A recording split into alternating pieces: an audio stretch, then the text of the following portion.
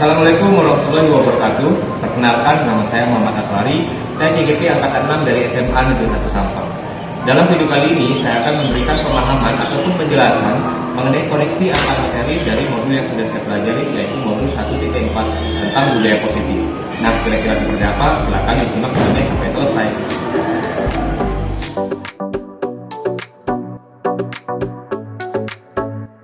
Menjadi seorang pendidik di abad 21 membutuhkan banyak persiapan, terutama mental dan skill dalam menghadapi murid. Peran seorang pendidik cukup penting dalam menciptakan budaya positif di sekolah, sebab seorang pendidik dapat menjadi teladan, pendorong, serta motivator bagi murid-muridnya. Saat mempelajari modul 1.1 tentang filosofi pemikiran KHD, modul 1.2 nilai dan peran guru penggerak, modul 1.3 visi guru penggerak, dan modul 1.4 tentang budaya positif. Semua materi tersebut berkaitan dan berkesinambungan. Sebagai seorang guru, terlebih guru penggerak, harus bisa menerapkan hal-hal tersebut untuk membentuk perubahan, terutama perubahan sistem pendidikan di Indonesia. Konsep-konsep inti yang ada dalam modul 1.4 budaya positif ini meliputi disiplin positif, teori kontrol, teori motivasi, hukuman dan penghargaan, posisi kontrol guru, kebutuhan dasar manusia, keyakinan kelas, dan segitiga restitusi. Dari konsep-konsep tersebut, saya mulai sadar bahwa menjadi seorang pendidik bukanlah hal yang mudah. Perlu kesadaran dan keikhlasan, bahkan kesabaran dalam menghadapi murid masa depan yang memiliki pemikiran yang tidak sama dengan murid tahun-tahun sebelumnya. Sebab murid masa depan sudah dikelilingi dengan media informasi yang sudah mudah diakses kapan saja dan di mana saja. Sehingga peran guru adalah sebagai teladan, penuntun, pendorong, dan motivator bagi murid dalam proses belajar. Perubahan yang terjadi pada cara berpikir saya dalam menciptakan budaya positif di kelas maupun di sekolah adalah: yang pertama, saya lebih memahami apa yang dibutuhkan oleh murid. Yang kedua, saya berlatih mengontrol emosi saat menghadapi murid yang bermasalah. Yang ketiga, saya harus bisa menjadi seorang manajer bagi murid untuk menyelesaikan permasalahannya.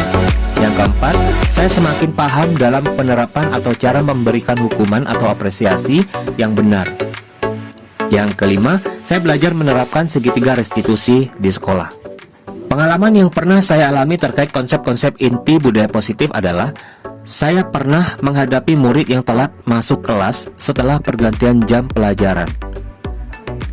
Saya pernah menghadapi murid yang telat masuk kelas saat jam pelajaran pertama. Saya pernah mencoba memahami apa kebutuhan murid dalam menyelesaikan permasalahan yang ia alami.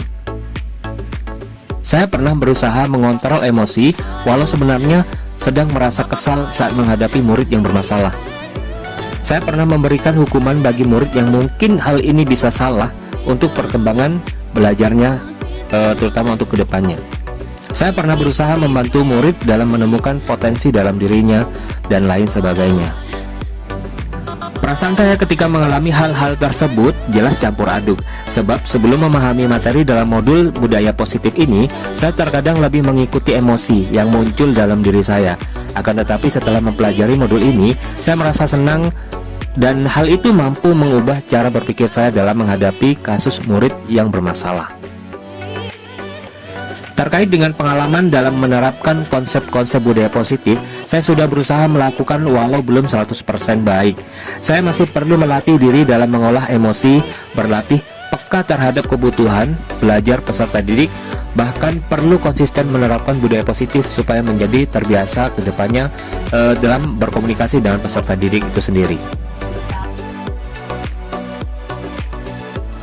Sebelum mempelajari modul ini, ketika saya berinteraksi dengan murid berdasarkan 5 posisi kontrol, yaitu penghukum, pembuat merasa bersalah, teman, pemantau, dan manajer, yang paling sering saya pakai adalah penghukum dan pembuat merasa bersalah.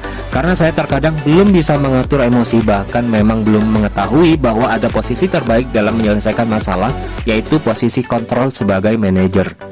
Akan tetapi setelah mempelajari modul ini, saya tersadar bahwa harus ada perubahan dan upgrade pengetahuan serta sikap, sehingga saya harus bisa menerapkan posisi sebagai manajer. Dan setelah mencoba mempraktikannya, saya merasa lebih tenang dan sadar bahwa murid butuh untuk dipahami, dan saya juga harus lebih memanusiakan manusia. Sebelum mempelajari modul ini, saya pernah menerapkan segitiga restitusi walau belum 100%. Tahap yang sering saya praktikkan adalah tahap validasi tindakan yang salah dan menanyakan keyakinan. Untuk tahap menstabilkan identitas terkadang sering terlupakan, namun bukan berarti saya tidak melakukannya. Saya pun mempraktikannya di depan peserta didik lain dengan pemikiran supaya menjadi pembelajaran bagi yang lainnya. Jadi ternyata yang saya lakukan tersebut salah dan perlu perbaikan. Konsep-konsep budaya positif dalam modul ini sudah cukup bagus dan lengkap. Namun hal yang perlu ditambahkan adalah bagaimana cara kita menghadapi murid yang sudah sering kali mengulangi kejadian yang sama atau mengalami kesalahan berulang, walau sudah dilakukan proses restitusi tentunya.